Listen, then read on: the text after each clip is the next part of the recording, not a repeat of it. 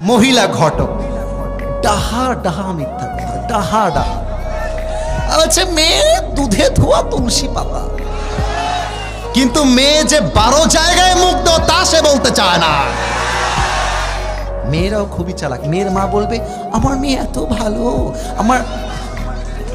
আমার মেয়ে না স্কুলে কখনো একা যায়নি, আমি গিয়েছি। আমার মেয়ে কলেজেও একা যায়নি, আমি গিয়েছি। ও তাই না? বিয়ের পরের দিন ফোনটা চেক করবা, দেখবা কয় জায়গায় নষ্টামি করছে, তার ইতিহাস পেয়ে যাবা। সব মেয়েকে আমি এক পাল্লায় মাপি না, তবে আপনি হইলেন 10 জায়গায় পানি খাওয়া মানুষ। আপনি কেন বলেন যে আমার মতো ভালো কেউ নেই, আমি সবার চেয়ে ভালো? প্রিয় বোন, আপনি আর একটা কাজ মাথায় রাখবেন। এই যে ঘটক, ওই যে মহিলা ঘটক বললাম, বলছে পাত্রী দেখতে সেই ফর্সা, সেই ফর্সা, কিন্তু পুরোটাই আটার কামাল, আর কিছুই না। বাসরাতে মুখ ধুবে বলবা यार ये कौन है, कहां से आया है।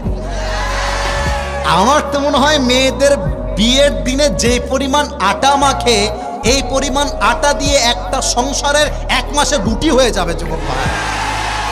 পুরো মুখ ভর্তি আটা, কিন্তু মেয়েরা বোঝে না যে এটা আমরা বুঝি যে আটা মাখলেই সুন্দরী হওয়া যায় না।